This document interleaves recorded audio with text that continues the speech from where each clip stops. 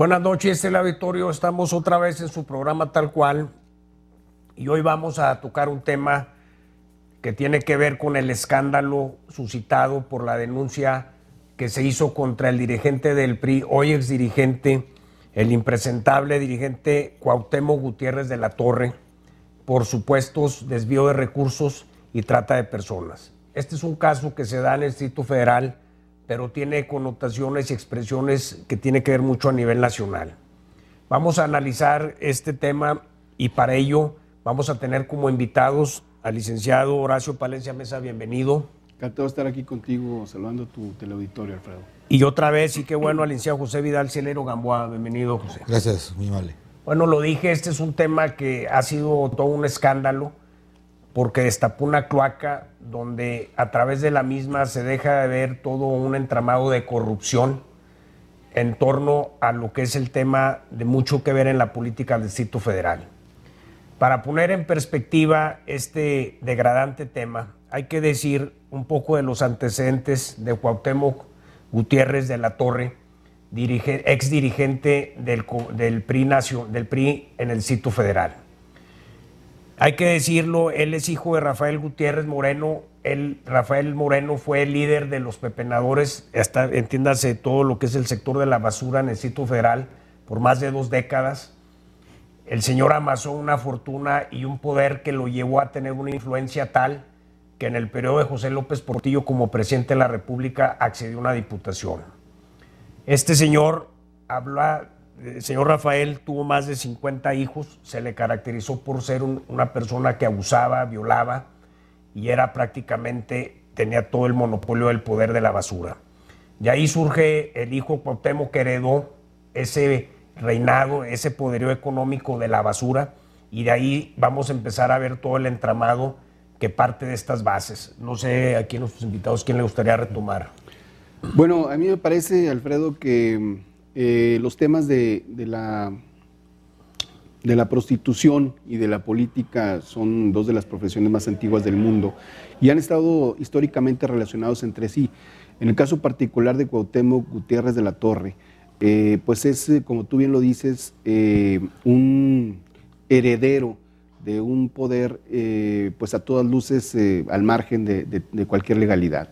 En este sentido, me parece que lo reprobable del Partido Revolucionario Institucional es poner en manos de un sujeto como Gutiérrez de la Torre el PRI de la capital de la República. Es decir, si lo que está buscando el Partido Revolucionario Institucional es recuperar la capital de la República, más bien ganarla, porque nunca en la historia democrática de México la ha podido ganar, nunca se la han podido quitar al PRD, pues yo creo que es una mala idea poner a Cuauhtémoc Gutiérrez de la Torre al frente del PRI, y yo creo que con este escándalo lo que hace es que el Partido Revolucionario Institucional se aleja completamente de la posibilidad de ganar en las próximas elecciones. Pero fíjate que yo quisiera decir lo siguiente.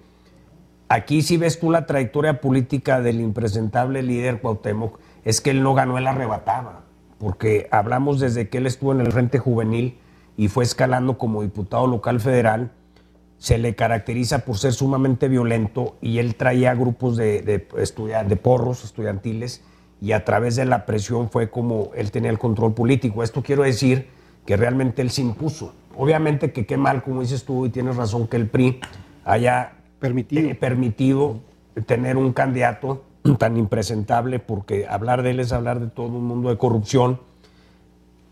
Pero sí quiero dejar énfasis de que el señor se caracterizó por ser sumamente violento, porque existen antecedentes donde mandó golpear inclusive a sus contrincantes mujeres, o sea, 2, 3 mujeres las mandó golpear, y estamos hablando que es el liderazgo que se da en el Distrito Federal. Un porro de la política. Sí, así es. De hecho, a Rosario Guerra, también ya expriista, en el 2011 pues fue golpeada. Hay que tener también una referencia aquí importante. Independientemente de sus 56 hermanos, porque son 56 hermanos los que tuvo su padre, independientemente de eso, el poder económico que ellos ostentan es de unas proporciones de este tamaño. Ellos, de hecho, su basurero está donde hoy es Santa Fe, una de las partes más prósperas del Distrito Federal. De hecho, quien diseñó Santa Fe fue también quien diseñó Cancún. Entonces, más o menos nos podemos dar idea de la magnitud del dinero que ellos están ahí manejando, independientemente de sus actos y su gente que pueden manejar y manipular a muchas personas y sus tendencias violentas. Pues si a eso le agregas el elemento económico, pues bueno, vas a tener una persona de esas características, ¿no? O sea, que tiene un gángster de la política a su disposición muchísimos elementos para poder hacer lo que él quiera, ¿no? Pero fíjense, aquí teleauditorio, lo interesante de esto. Ahorita hablamos de una trayectoria política gangsteril, de violencia, que es como persona accede precisamente a la presencia del partido del PRI en el Distrito Federal. Pero aquí el licenciado José Vidal toca un tema y nos trasladas al plano económico. Sí. Para poner en perspectiva este patrón de corrupción que desgraciadamente se da prácticamente en todo el país. Aquí vemos que a mediados de los 80s, siendo el director, puedo decir, de Obras Públicas en el Distrito Federal, Manuel Camacho, y su brazo derecho, Marcelo Ebrard, cuando se da el terremoto del 85, a él le toca precisamente la reconstrucción de la ciudad. Y de ahí es donde empieza la perspectiva, como dice el licenciado José Vidal, de el proyecto de Santa Fe. Y como dices tú, el arquitecto que fue el que diseñó Cancún prácticamente trasladó el patrón a Santa Fe. Y este es el negocio de, prácticamente de muchísimos esquemas de gobierno. ¿Qué quiero decir con esto? Terrenos en Santa Fe, al aire libre, que no tenían plusvalía, que no tenían valor comercial. En ese momento se proyecta hacer Santa Fe como el proyecto más dinámico de Latinoamérica, más en rentabilidad. Y el negocio de la plusvalía, ahí hacen una mancuerna muy perversa entre Manuel Camacho Ebrard y Cuauhtémoc con su madre, que heredaron precisamente el negocio del basurero, de la basura, que es un negocio multimillonario en el Distrito Federal. Ahí hacen la sociedad y de ahí viene una de las plataformas económicas de esta persona. Pero fíjense aquí lo que vemos, y desgraciadamente y es un patrón prácticamente natural, es el tráfico de influencias, porque eso es lo que estamos viendo y sale a relucir en todos los gobiernos, en prácticamente todas las entidades de la República, que los gobernadores en turno hacen su agosto, precisamente porque proyectan obras para darle plusvalía a ciertos terrenos, o anticipadamente compran terrenos baratos y luego los venden al triple. Oye, Alfredo, pero de lo que estamos hablando, yo creo que ninguna de las tres cosas me sorprende. O sea, si hablamos, para empezar, de porros en la política, nos podemos remontar y podemos hacer 15 programas. Si hablamos de violencia en la política, también igual. Si hablamos de gobernadores que se aprovechan de su puesto para hacerse multimillonarios. Y hablamos de otros 20 programas. Otros 20 programas. Entonces, todo esto me parece que no es nuevo en la política. Incluso lo que te decía al principio, la prostitución dentro de la política no es nuevo. A mí lo que me parece que es nuevo y que es una desfachatez y un cinismo que no se había visto, es que este señor se atreva a utilizar los históricos edificios del Partido Revolucionario Institucional para acometer o para manipular y mantener, fomentar la prostitución. Es decir, recibía el señor a las candidatas a sumarse a su red de prostitución en las propias instalaciones del partido. Bien. Esto no puede quedar así. Ok, fíjense, aquí estamos hablando de una carrera de violencia de Gasteril. Hablamos ya del tema de la corrupción, que nada sorprende.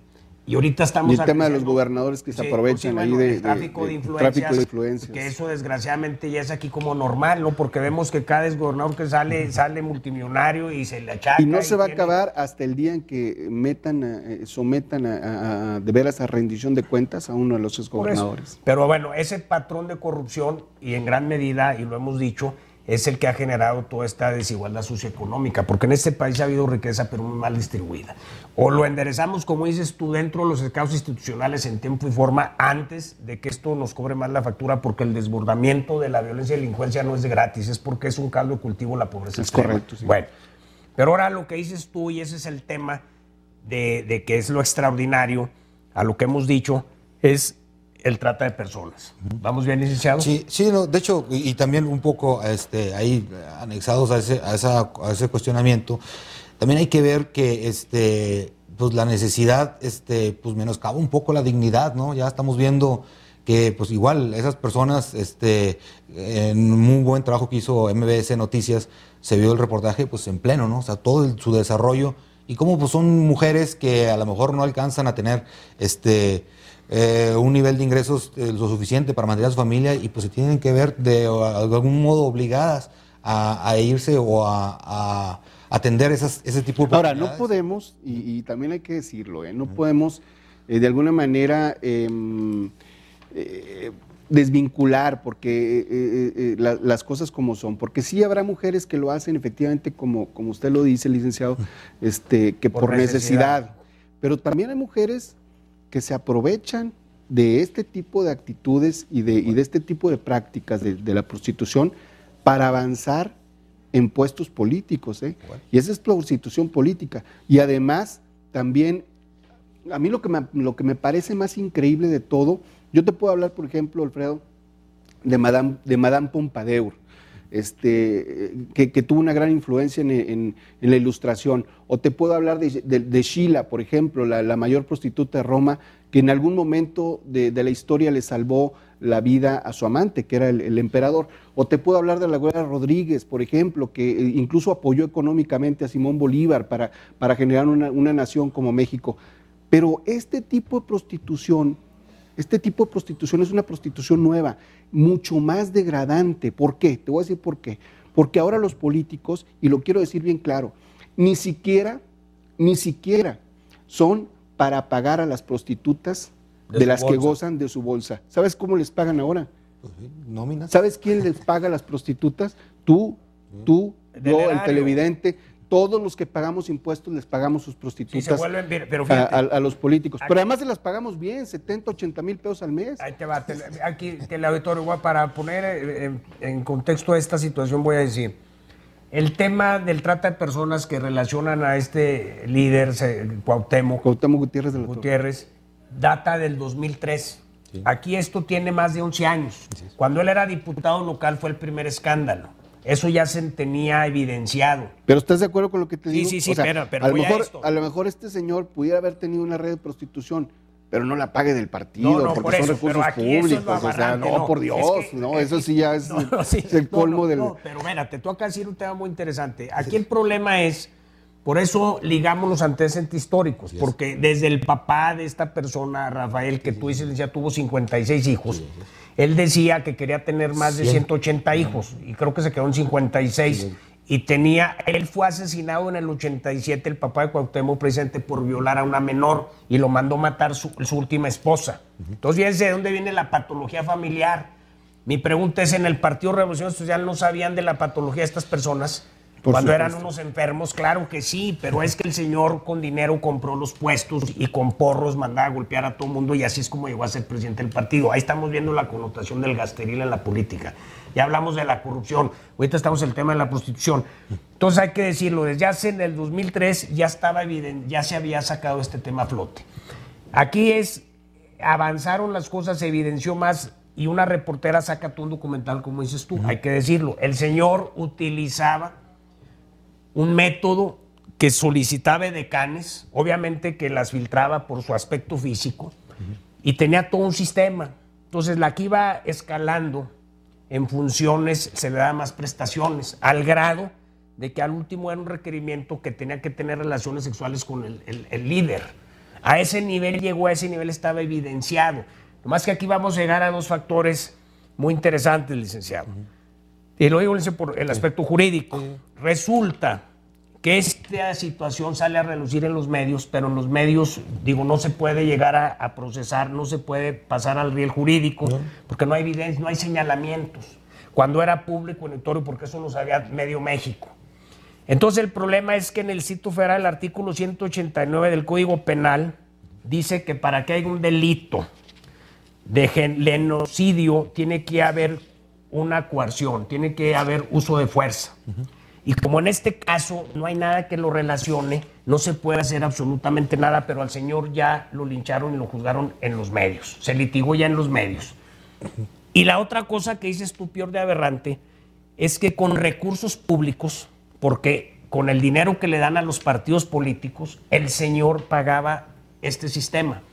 Pero como el señor no es funcionario público, no se le puede hacer absolutamente nada. No sé qué nos podrías decir tú al respecto. Sí, mira, primero hay que partir de esto, ¿no? O sea, pues debe haber primero una denuncia. De hecho, él pues con la seguridad que le caracteriza y por lo que ha pasado, pues seguramente tiene mucho fundamento para eso. Dice, pues que me denuncien, si hay algún delito, pues que me denuncien. O sea, él con esa seguridad sabe que muy probablemente no lo vayan a denunciar. Entonces, si no lo denuncian, pues la autoridad pues está prácticamente atada de manos, y el show mediático, pues probablemente él le apueste a que pues se desvanezca con el transcurso del tiempo. Como hace 10 años. Igualmente, ya le pasó una vez, ¿por qué no le puede pasar esta otra ocasión? Inclusive pues, los medios están un poquito más avanzados, pero ya en términos jurídicos, pues firmemente pues necesitaríamos partir de una denuncia para poder iniciar algún proceso o alguna causa penal que le pudiera afectar de algún modo la cuestión de su libertad o económicamente hablando, ¿no? Pero fíjense, aquí lo aberrante, volvemos al tema que hemos dicho,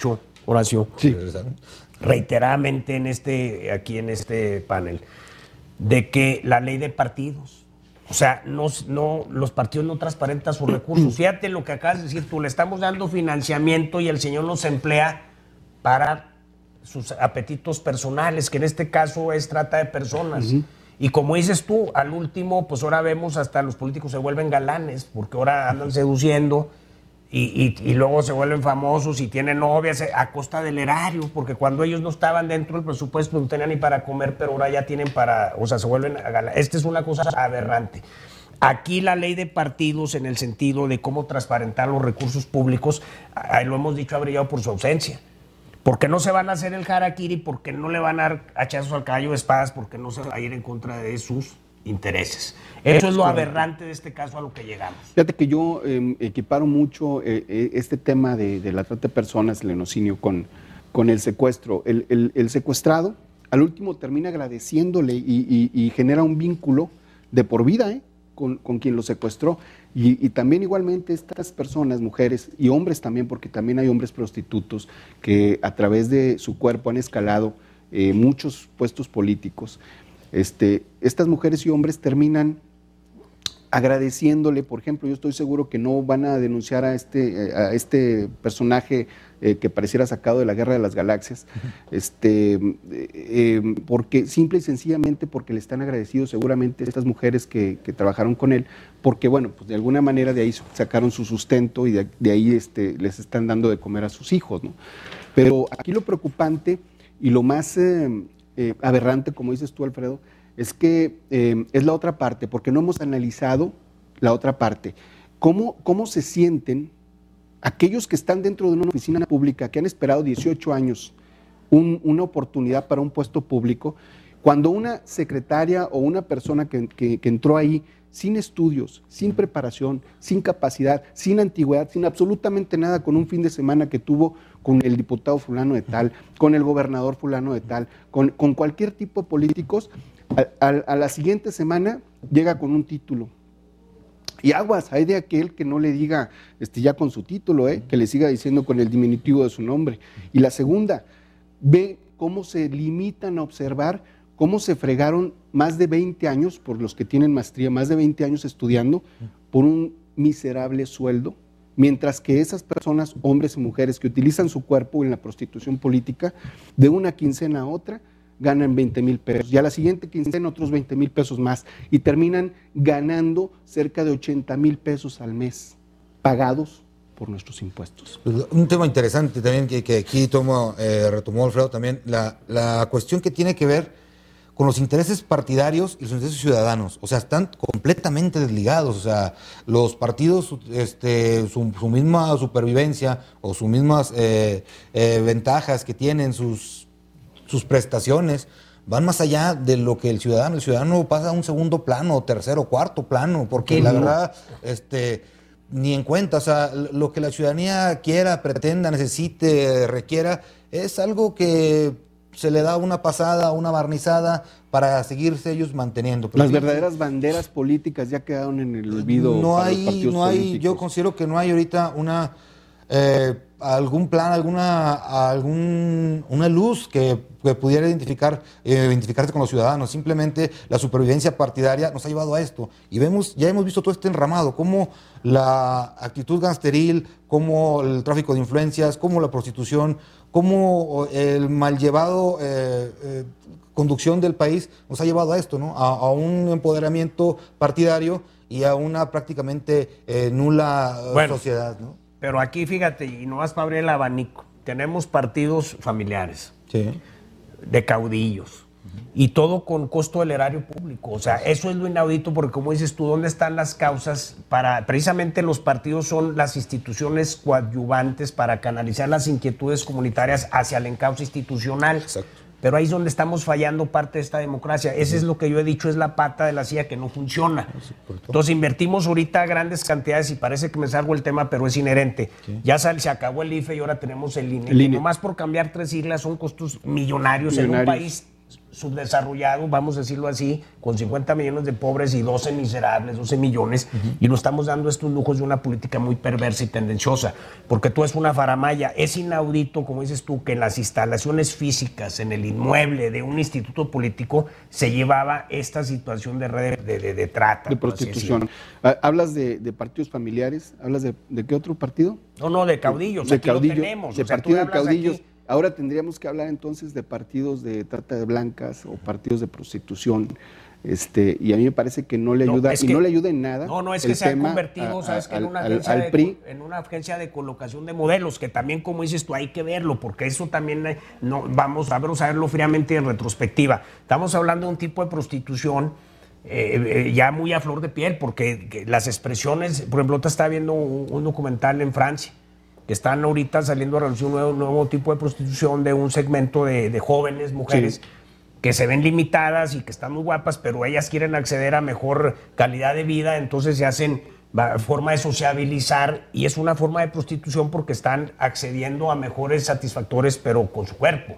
Entonces, Cuba tiene una expresión, Río de Janeiro tiene una expresión y está aflorando. Entonces, todas estas niñas que también iban a pedir chamba de decanes, ¿ustedes creen que no sabían a lo que iban? Pues por supuesto, sí. Digo, no creo que fueran tan ingenuas y aparte en cualquier momento de la cadena del procedimiento perverso que instauraron, porque estaba institucionalizado, ellas se pudieron haber salido. Probablemente sí, Alfredo. Aquí lo que es sui generis, lo que es particularmente preocupante en el caso de México, es que tú descubres una red de prostitución de este tipo vinculada con la política en Estados Unidos y olvídate, se cae el sistema, ¿eh? Sí. Pero aquí no pasa nada. Porque está generalizado. Es decir, el nivel que tenemos de prostitución política en México es incalculable. Es decir, nada más se ve la punta del iceberg y todo lo que está bajo el mar, ¿no? Pienso yo que, fíjate que es que gran parte, y volvemos casi al inicio, la rentabilidad de un partido político es excelsa. O sea, si un grupo de empresarios dijera, ¿sabes qué? Es un negocio redondo. ¿Cuál es el mejor negocio? Pues hace un partido político. Inviértanle, o sea, un plan de negocios para hacer un partido político. Vamos a construir de lo mejor, vamos a cobrar 3 veces por lo que cuesta una obrita de vamos a tener una red de prostitución. No nos van a meter a la cárcel. Tú estás en un partido. Estás blindado. Y ya lograste el membrete y tú tienes derecho a una partida en base a proporcional. Pero si te doy 100 pesos del erario, tú no rindes cuentas. Y vas a decir que rentaste un inmueble y vas a infligir las notas y vas a meter a tu hermana, a tu papá, a tu tío, a toda tu familia a trabajar y nadie te va a decir nada. Ese es el glorioso sistema que tenemos y nuestros legisladores lo hemos dicho aquí y cabe decirlo, Horacio. Nuestro sistema legislativo nacional, es muy licenciado, perfectible. nos cuesta como 24,000 millones de pesos. Al año. Pero la autopista Mazatlán costó 28,000 más o menos. O sea, cuesta lo mismo, nomás que acá fueron 12 años y es una infraestructura que nos va a detonar una situación económica muy interesante. 24,000 millones el ejercicio legislativo anual para tener este tipo de ambivalencias. O sea, como dices tú que eres licenciado aquí, el artículo, dada la situación, no pueden procesar a este Cuauhtémoc jurídicamente porque la ley, o sea, como está la situación, no existe. O sea, no está ampliada para poder tener la figura de poderlo enjuiciar, por así decirlo. Pues es que volvemos a lo mismo. Partimos de una denuncia. Si no existe denuncia, la autoridad no tiene su bandera para poder empezar a actuar. Esa es la cuestión. Y yo creo que ahí es donde falla el tema legislativo. Claro, porque debería no se necesitaría de tener una denuncia en la mano para proceder contra este tipo de cosas. No, o sea, se puede proceder de oficio, pero aquí como son asuntos que si los afectados no dan a conocer directamente a la autoridad... que no faltan pruebas ni absolutamente nada. O sea, va a ser un complicado. problema, o sea, está complicado, no puede andar la autoridad buscando, oiga, no ha pasado nada. Pero o sea, retomo, licenciado, o sea, lo que nos cuesta al erario, el ejercicio legislativo para tener estas ambivalencias, como en el caso, vuelvo a los partidos. No podemos, o sea, meter la ley de partidos y tenemos unos partidos, grupos oligárquicos que se adueñan de los membretes. Pues igual, es que volvemos a lo mismo nuevamente.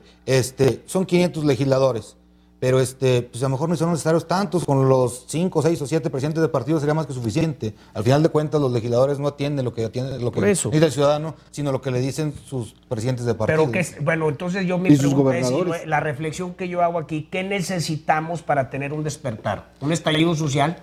Porque aquí dice, y la historia nos ha dicho, los cambios de régimen no se dan por la vía institucional, sino por la vía bruta. ¿Qué nos pasa? ¿Qué nos falta aquí, Horacio, para que despertemos? Lo que nos falta es que verdaderamente se cumpla con la ley y que dentro de las instituciones se aplique la ley. Sí, nomás que los que no aplican, los que crean las leyes, fíjate cómo están. Unos, fíjate lo perverso, unos, como dices tú, de Cuauhtémoc, un negocio de prostitución dentro de las oficinas, y luego lo peor, como dices tú, aparte ni siquiera de su bolsa las pagaba, sino del erario. Digo, eso sí ya es... Y aparte siendo multimillonario, es el colmo del cinismo. Tiene hundidos a todos los pepenadores en la miseria, y él tiene un poderío, pero era socio de Ebrard, fíjate, y de Manuel Camacho, Ebrard. Sí. O sea, aquí, desgraciadamente, cómo se está desmoronando y sale a relucir, como dices tú, toda una podredumbre. Entonces aquí lo que falta ética, porque de leyes, aquí lo decía, ¿te acuerdas de Atalamantes? Sí. De leyes ya tenemos para exportar, de leyes hay muchas en este país, lo que no existe es la voluntad política para hacerla. Exacto, ahí la voluntad política de un presidente de la República en turno que calcula, bien o mal, calcula los costos políticos de verdad someter dentro de la ley a sus funcionarios públicos, pero además que todas las instituciones cumplan con punto y con coma la legislación que se tiene en nuestro país. Ahorita estamos en este país ante dos incógnitas muy interesantes. Está el caso de Reina de Michoacán. Nomás fíjense, él fue gobernador interino de seguridad y ahorita sale vinculado con la Tuta, que era uno de los fundadores de los Caballeros Templarios. Yo me pregunto, ¿no sabía medio mundo cuando estaba ya desde hace 3 años señalado? Pero yo no me quedaría ahí, o sea, ese es un caso. Estás hablando de Yarrington en Tamaulipas, estás hablando de Moreira, estás hablando del anterior gobernador del PRD en Michoacán, que también fue incluso gobernador del Distrito Federal.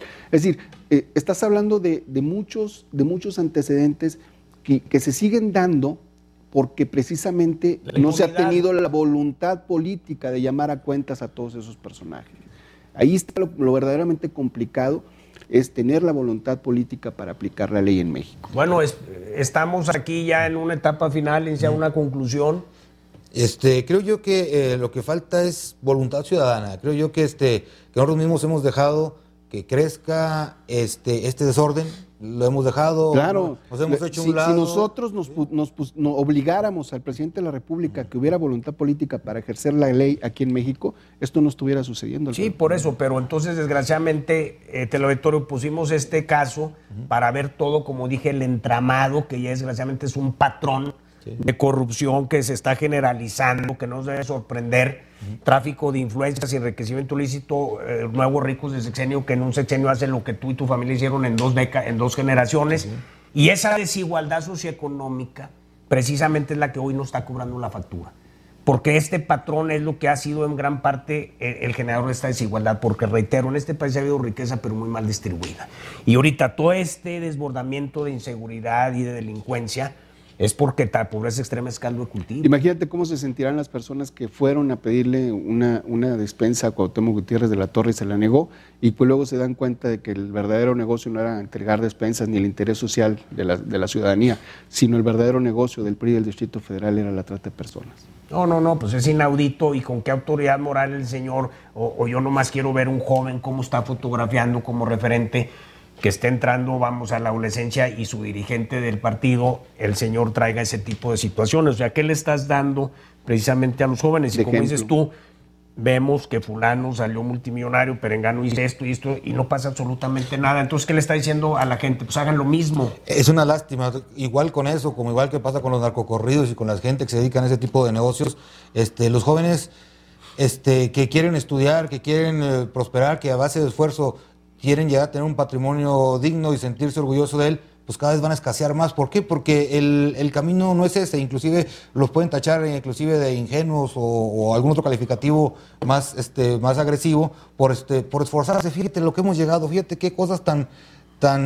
pareciera de cuento, de risa, pero el que más se esfuerza o el que más estudia prácticamente tiene mucho más probabilidades de fallar y de desarrollarse fuera de la ciudad que una persona que se la pasa en ese entramado de corrupción. No, de hecho, hablando, para generar riqueza mediática es entrar ese entramado. O entras a temprana edad a la política o entras de sicario. Ese es el mensaje. Prostitúyete y vas a llegar lejos y muy pronto. Bien, teleauditorio, bueno, tocamos un tema, repito, que generó un escándalo. Desgraciadamente, a la típica es un escándalo mediático que se está llevando en los medios, pero no se está sustentando por la vía jurídica como debe haber sido.